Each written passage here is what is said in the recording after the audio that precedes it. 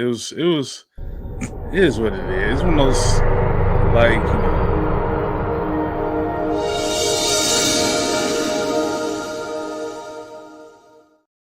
Started as you were in the middle of a sentence. My bad, dude. I you feel like I good. do that to you almost all the time now. Welcome to another episode of the Popcorn People Podcast. I am your host, Ricky Valera. On today's episode, we're going to review a couple of new movies out in theaters. We're going to talk about them, and then we're going to talk about a movie set to release this coming up Friday. As always, I'm joined by my partner here, Mr. Dom Fisher. How are you, man? Was popping kernels. It's early and this is my morning voice. It's a little deeper and I hope you like it. Yeah, we're recording a little bit earlier. I got to go live tonight to talk about Love is Blind. The reality TV show, the cult phenomenon, all that good jazz. But Dom and I have been busy. Busy. Just a lot going on. And it's just kind of crazy to see some things unfold. There's a lot of movies out and about. There's a lot of TV shows. It's kind of crazy to me because I think I've been way more into TV this year. And that's what I was trying to lean into. I was trying to lean into watching more TV this year, and I have. There's been some incredible TV this year. Paradise, the chef's kiss of a TV show, finished off this week. Loved it. It's incredible. It's a great show. The Pit. If you're not watching The Pit on Max, you're missing out on a great show on there. There's been a lot of TV that's come out earlier this year as well. It's been very good, but I've really been sinking my teeth into TV more than I have been movies. And it's like, you know what? I'm okay with it. You know, in the past, Dom and I, we soak up as many movies as we can, but it's like also this time of year, I need a mental break a little bit from movies because we're coming off Oscar season, voting season for Critics' Choice for us. And yeah, I don't know about you, Dom. And I know you watch some TV too, but it just seems sometimes a little bit easier to watch things, especially when you're consuming things that we're not having to review, right? Yeah. I mean, I just read or not read, but I just started the new season of Reacher yesterday. It's low-key the best season. Like the other ones are really good, but this one there's something they put a little extra sauce on it. Been watching Invincible, and I've been reviewing it, but I'm able to kind of take a step back with Invincible because I don't read the comics and stuff like that, so I'm not beholden to trying to is it sticking true to the comics? I don't care. It's just good. And then me and the wife, we did actually 2 weeks ago, put on Love is Blind, like the newer season. I was just like, you know what? Ricky been talking about it. Let me see what's up. And I was like, it was one of those. It's honestly that show is so easy to get sucked into because of our Yes. human nature.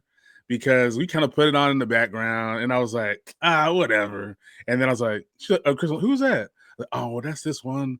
She kind of likes him and him, and then he's on him, like he likes her and her, but he's kind of like don't fully convey all his emotions. Maybe he's lying a little bit. And then she's cute, but she is dude. We get sucked in so easily, and then before we knew it, we got right up into who was proposing. I wish I could remember who it was. It's probably the fourth or fifth proposal. Maybe Dave and Lauren, maybe. Yeah, Oh yep. man, you guys are in for a whirlwind with that game. But no, it's just interesting because you get to. Well, first off, the show is interesting because we don't know how it's edited per se and what is and whatnot. But we're sitting there thinking like, I ain't never seen that guy before. Where the hell has he been at this whole time? Where's she been this whole time? Yeah, it's funny because you have like I think it's like 15, maybe 12 to 15 people on both sides come in, and they're like they sit down to have a chat in the lounge, and you're like, I'm 3 episodes in, I've never seen this guy before. Like, is he just like is he a bot? Like, what? It's crazy because there's the dynamic is funny on that show because like there's like 2 other couples that get engaged that you never see. Like, you never see their love story play out because they only have a small amount of time and a certain amount of people they can bring to the next phase of the show. So it's just interesting to watch some of those things unfold and not see some stories, but also like I'm 3 episodes in, this guy's getting engaged. I just met him like an episode and a half ago. Like even so, I did an interview. So I'm sure you saw Joey and Monica, right? They're the Mhm. first couple that got engaged, and it seemed like they got engaged like this, right? You know, Yeah. because you're watching it. I interviewed both of them, and Joey was telling me, yeah, I know, I went through the whole process. Like I had a couple people that I had pegged. She ended up being the person. I'm like, we never see any of that. You just see Joey and Monica. Right. They meet. They're oh, it's great, engaged. You know what I mean? So like he had a whole like I asked him, I was like, well, are you talking to other people? He's like, yeah, this she was my number one, but I had a 2 and a 3. I'm like, if you had a 2 and a 3, that means you were dating for a long period of time. You know what I Yeah. mean? So there's elements of it that I think that if like you have like director's cuts and stuff like that, I think it would be Mhm. cool to like watch those shows and then just be able to like hop over to the YouTube and you can see some like deleted scenes or edited cuts and Yeah, stuff. kind of like Big Brother used to do that. Big Brother After Dark. Yeah, Yeah. exactly. Yeah. I used to love watching Big Brother, but then it became like such a chore because it's like on like 4 nights a week, and it's like, Yo. man, I can't keep up with all that. Yo. But look at that, my reality TV is rubbing off on my boy Dom here. But yeah, so this week, Dom, there's two movies that hit theaters: Queen of the Ring and Mickey 17. I do believe you saw Mickey 17. For Yep. audiences at home, just get like we're not gonna go too in depth with you guys. We neither he saw two movies that I didn't see. I saw a movie. You still haven't seen Queen of the Ring, have you? No. And I saw Queen of the Ring and he didn't. So we're just gonna talk back and forth about some movies that we saw. Give our thoughts. So, what did you think of Mickey 17, Bong Joon Ho's first film post Parasite? It's been getting a lot of rants and raves from certain people, and then rants and raves from other people. The box office numbers don't look so promising. And do you see any Oscar potential in the movie? Well, that's the big question, right? Because Bong Joon Ho's name holds a lot of weight, and I feel like even if a lot of people don't care for it, it still is gonna be in the hunt. Because I feel like they're gonna feel like, did I miss something? Did I not understand something? Because is there a social commentary in the movie? Hell yes, that's what he does. That's what he's known for, and it's usually kind of hidden. I mean, it's kind of right there, but also a little more subtle. This one is a little more front forward because of the type of movie it is. It's like a sci-fi comedy, and is he talking about Trump? Maybe. Is he talking about Elon? Maybe. But he's definitely talking about that personality type, that cult of personality, the kind of self-centered, me first type of person. But also, which I think is the best part of the movie, he's talking about um, the singularity and speciality of life, of of taking it for granted, like of how would you live life if you knew that you can just die and be reprinted. And then on the flip side, how we feel if it can get taken away. And I think that's a big thing to where you kind of realize how special and how fleeting and fragile life is. I think that's the best aspect of the film. But of course, Pattinson, he does great. I mean, he's playing all these different types of personalities because as Mickey is printed out, he like different parts of the personality come to the forefront and become the new Mickey. Still kind of the same, but like his anxiety might be forward in one printing, or his aggression might be forward in one printing, or his horniness, whatever the case may be, comes to the forefront with each different printing. But it is like most sci-fi that's done very well.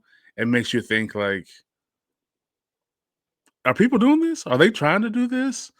Because we've heard over the years of wanting to live forever and moving our subconscious to a drive to be able to put it into a new body or a robot or whatever. And this kind of also talks about that as well. So the technical aspects of it and the story, because I believe it's based on the book, that's all done very well. The parts that people might have a problem with is just how it unfolds and concludes, um, because when you see a sci-fi film, you expect all the sci-fi stuff, and it doesn't quite give you that. It kind of leans more into like a rom-com activism vibe, and people might not mess with it. But I do know a lot of people have not heard of this movie. Now, this is gonna be the case of one of those movies where it might be in the Oscar conversation, and everybody's like, what is this? I've never heard of this. I've never seen a trailer." So, yeah, is it worth seeing? I think so, but I do think you can make the argument of like you can wait till it makes it to your house. The scope is kind of is big, but not grand enough to where it's like Dune 2, where you need to see it in IMAX. Like I saw it in a regular theater, and I was like, I mean, it looks good, sounds good, but like it doesn't give you that same kind of otherworldly vibe that the Dune world does.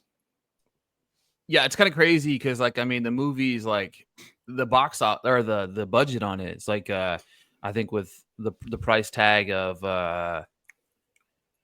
there's a budget of 120 million, Mm, plus that doesn't include the price tag of promoting the film.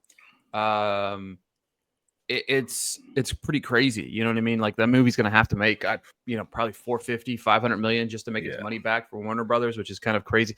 I just don't understand like how this budget ballooned up the way that it did. You know what I mean? I know. I wonder that too. Like it's kind It's of got to be on like VFX and things of that sort, I would assume. yeah, because it's weird because like again, I haven't seen the film, but to me, like it doesn't look like anything that should cost $120 million, and I don't. It's such a massive swing post Parasite. You know what I Yeah, mean? yeah, Like it's a yeah. massive swing post Parasite, and the movie was delayed a couple times. That's never a good look for the movie. They had over $10 million in reshoots, and Oof. stuff like that. So, and And the there's runtime, a you know, yeah, and there's like I will say like the VFX, like there's something they stumble upon in great numbers, which this is where the kind of colonization part comes in, and they do look fantastic. They look real, and I assume that that's part of the big budget because it is so detailed and so realistic looking and original looking. Like it's they would be weird to describe. Even if I wanted to spoil it for you, it would be very hard to describe exactly what you see, and you still wouldn't get it. I'd have to draw you a picture, and it would be a very bad picture. yeah, it's definitely interesting. It's a movie that's on my radar that I'll see at some point, for sure. But I'm not. When you see again, I'm trying to be better, and I know we're trying to be better with our time, right? You know what I mean? Yeah. Consuming, driving to a theater, coming out of a movie. I mean, Mickey 17, that's almost a 3 hour adventure. You know what I mean? If you're going to the movies, because it's like I think it's like 220 run time plus Yeah. everything else. So to me, it's like you have to quantify it. We didn't get a screener, which it is what it is. But the flip side, I did see an early screener of Queen of the Ring last week. I think it was last week. I don't know. All the weeks are the same anymore. But yeah, so Queen of the Ring came out in theaters. I think it came out limited theaters, but it's in theaters. It tells the story of Mildred Burke. She was the first $1 million female athlete. She broke down barriers by wrestling men at carnivals, turning the once illegal women's wrestling into a revolutionary moment in the U.S. Um, Emily Bet Ricard stars as Burke. So you're coming fresh off the heels of the Iron Claw, right? A damn near perfect movie, told the story, made fans of the Von Erichs, or made people appreciate the Von Erich story in a way that they never had before. So to me, Mildred Burke's story, I had heard of Mildred Burke in my time. I've been around the wrestling business in my entire life, but I didn't know it, right? So when you're trying to create a biopic of this nature, and you have such a unique and crazy story, you have the opportunity to present a few different things. Tell the story of Mildred Burke that deserved to be told. And on the flip side, you have an opportunity to make fans of a new generation of Mildred Burke and understand what she did for women in wrestling. On one side, I I think Ash Avildsen does a good job of painting the picture. I just don't think that while the story should be filled with like how Burke became the person who broke down all barriers for women's wrestling, it's kind of muddled with undeveloped storylines about love. Not until really the credits roll you really read and understand what Burke really accomplished in life. And I understand there's certain aspects of the film that you have to like, hey, she was a single mom. She had to overcome this carny promoter that reeled her into this world that at first was like, no, you can't be a wrestler, but then kind of used and abused her and beat her, and that's just the time frame that we are in the 60s and stuff like that. But to me, he didn't fully develop Burke's story in a way that I felt like told it in a way that was very captivating, right? Now, the early stages of the film, he speaks to the carny side of wrestling, right?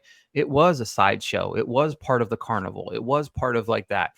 I like the way that he developed and highlights the birth of wrestling promoters and how they schemed and became villainous type figures that continue to roam the world today. Loved all of that. I felt like he captured the essence of professional wrestling. It's funny to watch a movie like this and see how simplistic wrestling was at its time and how dumbed down it was. It was very one move at a time, very slow, very drawn out, and that's just people would eat that up because it was like nothing they'd ever seen before, right? And you can tell the attention to detail for the wrestling in the ring. It really came off as authentic. Emily Bett Rickards, she's brilliant. She's fantastic as Burke, and I felt like she developed this larger than life persona within the film that wasn't easy to do. She bulked up for the film as well. I thought the duality of the performances was pretty fantastic. Billy Wolf or Josh Lucas plays Billy Wolf in the film. I felt like he was the ultimate carny, right? And Wolf was the ultimate carny. He lied, cheated, stole whatever it was to get what he wanted, how he wanted the card to be the way he wanted it, the person to win the way he wanted it. Um, all that was fantastic. But overall, to me, it was just he captures Burke in the ring, right? That rise in the ring he captures perfectly. But outside of the ring, it felt so deflated. You had a love story that didn't make any sense, nor did it really impact the overall story of the film. Um, Rickards really kind of saves the film from being really overly underwhelming. I think if you're a wrestling fan, you should watch it. If you're looking to figure out who Mildred Burke was, there's elements that you'll see in this film, but ultimately, kind of the whole film really fell short for me. So it's a good movie, far from great though. Yeah, that's unfortunate because I know. Well, I think too. Like, I wish I could tell you all the wrestling movies or wrestling based movies I've seen, but wrestling is something that seems to be difficult on a whole to execute because I feel like nobody, at least yet, wants to focus on like being the wrestler at an event throughout an entire show with a storyline, which I think could be interesting. We all know, especially now, this wrestling is a little more there's a little more transparency. They walk that fine line between kayfabe and reality, especially with like the press conferences we have after the live events. And because most of us who are invested, who have been watching it since a kid, or even over the past like 10 years, we know that we know it's a story. We know we're watching a live action movie that's happening right in front of us. So it'd be interesting to see, like, if you take someone like let's say the Roman Reigns in the Bloodline and see how that's unfolding in real time during a show, and the anxiety of the wrestler and the thought process and how they're getting ready for the moves they're gonna do, and the aches and the pains of the bodies after the fact. I feel like that'd be interesting. I feel like people would watch that. I mean, especially if you were to do it and make the rest, like, you don't even have to use the actual names, but just make them. Oh, that's supposed to be Undertaker. That's supposed to be Stone Cold. That's supposed to be whoever, and just give us this like, oh, this is what the kind of like I wish I could think of the movie. Kind of like the feeling you get when you watch Uncut Gems, that anxiety of being that person and how they're okay. I gotta do this, that, and then you have like, oh, I'm supposed to win the belt tonight. They changed it the last minute. Like, hell, do the fucking screw job.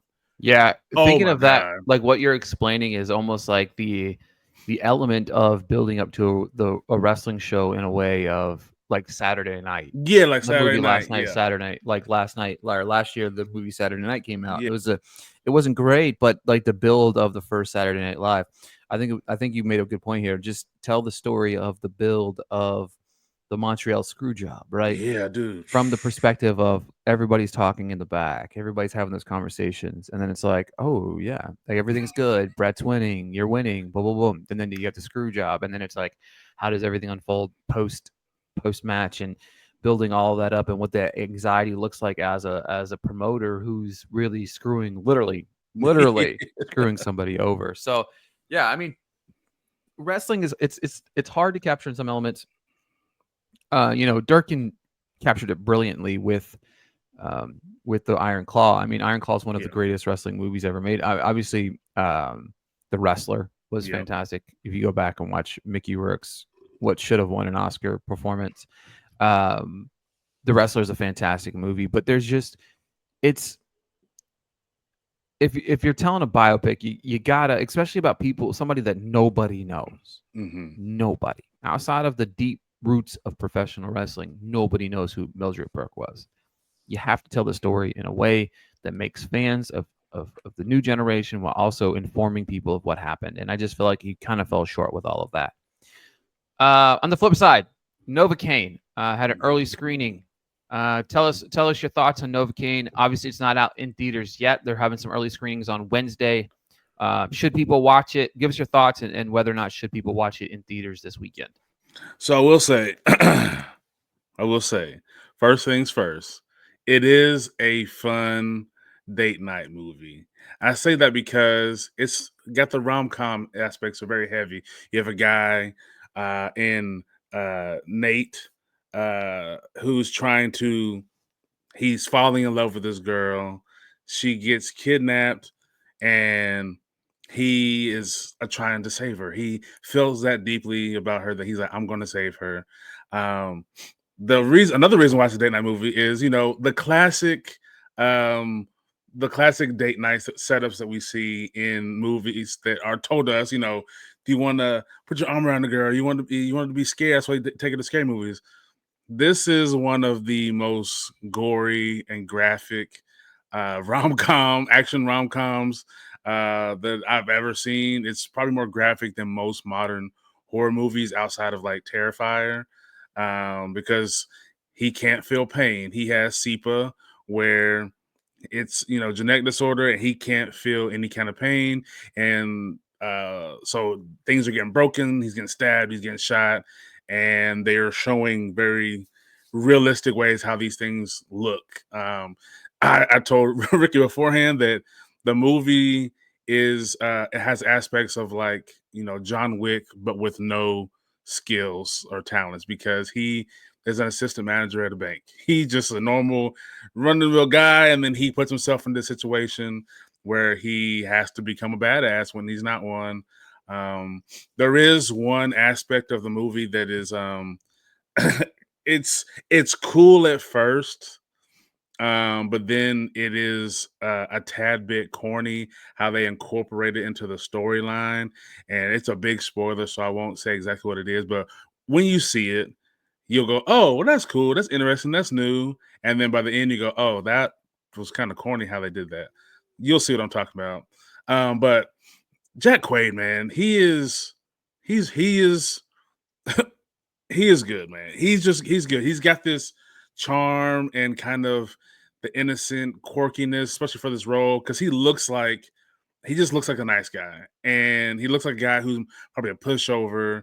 You can probably beat his ass, and then it plays perfectly in this role, and plays up in this movie. And there is like a little bit of predictability, because with a story like this, there's only so many routes you can really take to make it like a coherent film, and you can probably figure it out once you're watching it. Well, I won't say figure it out. You can have that. It's probably this, and then watch it kind of come true. Um, yeah, I mean, there's with that genetic disorder, there is some cool things that the film is able to do, and like there's some memorable moments. Like there's one moment that sticks out in my head that again I don't want to spoil. That's the thing with something that's so specific, a lot of different things are spoilery, so I don't want to give it away because it is something an moment, a holy shit moment, and but yeah, there's the action is pretty good. It's very realistic. Like this is, I think my wife was with me and she said that a lot of movies like this, you see the guys getting thrown against a wall or getting kicked in the face or stabbed, and you don't really see anything of it. You're just like, oh, that guy would probably be his arm be broke or he'd be dead, and you never see the after effects because they're just random guys. Well, this one you get to see like, oh, if his hand gets broke, what does his hand look like? If he gets stabbed, what does that look like? So there's a lot of good aspects, but when it comes down to the full effect of the movie is okay. It's not gonna completely blow you away. You will be it will entertain, it will excite at times, but when it comes down to the storyline, there are some things where they pull focus on something and it means nothing. There's a aspect with some police officers, and they focus in on this one thing, and you're like, okay, oh, it was just there. I don't know. They it didn't add anything. It didn't take anything away, but it didn't add anything. It almost kind of felt like they either a red herring or they were just like, hey, we need to stretch this out a little bit. But yeah, I mean, it's fun. I think a lot of people will enjoy it. But if you're looking for like, the next Fall Guy, John Wick type thing, there's those elements of it, but it's not that. But it is a good grab your friends, go to the theater and have some fun. It's that kind of movie. This is the one where you're in high school and you're like, hey, please buy me the rated R tickets. And there's like six of y'all and you just fucking have fun. Because it is rated R, but there's no like nudity. It's the gore and the violence and the cussing. But yeah, it's just a fun movie. I think people should see it because the theater, you want to see art, but you also want to have fun. And I think especially in our field, a lot of people forget.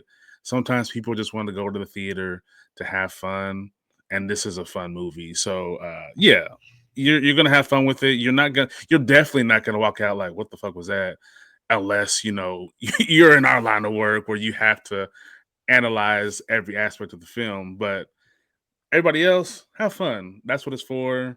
And you get to learn about a new disorder that you might have heard of, but I think the most important thing, because this is a real thing, it it highlights the dangers of having this disorder, because there was things I never thought about could be a thing that they talk about, and I'm like, oh shit. I was just thought like, oh yeah, you can't feel pain. Someone punches you and you're like, haha, but you don't think about maybe something's going on with your organs and you don't know. Maybe you step on a nail and you don't realize it until later and you fucking have a shoe full of blood. There's a bunch of things you go, oh shit.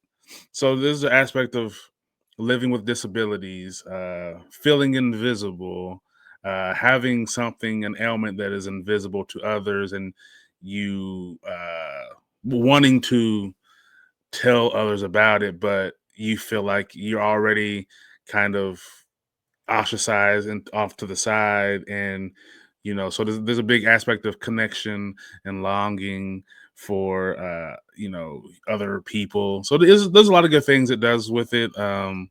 But yeah, definitely you want to have fun. This is one of those movies, along with kind of in the same vein of fun, is like one of those days. You want to have two fun movies, or one of them days, and then Novocaine, and you're gonna have a good weekend.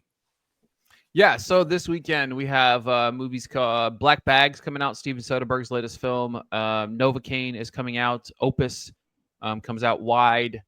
Um, the That's Last the one with Supper. IO, right? Yeah. Yeah. Opus comes out Yeah. wide on Friday. Electric State comes out Mm. on Friday. Have heard some interesting things about that. The Chris Pratt and Millie Bobby Brown movie. Definitely been interesting to say the least on that side of things. But yeah, I mean, ultimately, kind of we've got a interesting few weeks at the box office. It'll be interesting to see what Snow White does here in 2 weeks. Oh yeah. Um, a Working Man that comes after that, but then April we start to line up some of the bigger, you know, bangers. You know what I mean? I Yeah. guess you could say. We're starting to turn its head towards from spring to, spring into summer ish. With there's Minecraft, followed by The Amateur, followed by Warfare, by Sinners, by The Accountant 2, Until Dawn. That's April. You know what I mean? April has bangers Yeah. hopefully coming out, but yeah, it should be interesting. Should be a lot of fun. That's 3 movie reviews for you guys in one. We wrapped them all up into one bow for you. But yeah, we appreciate you guys tuning in to the Popcorn People podcast. We'll be back next week. Don't know what we'll be breaking down yet, but maybe we'll talk Electric State. Maybe we'll like it more than everybody else in its 10% Rotten Tomato score. But Ooh. yeah, it's like I think somebody said 300 was it $35 million per percentage on Rotten Tomatoes for the budget. $350 million budget apparently. So thank you guys so Jeez. much for tuning in for another episode of Popcorn People podcast. We'll be back next week. Peace.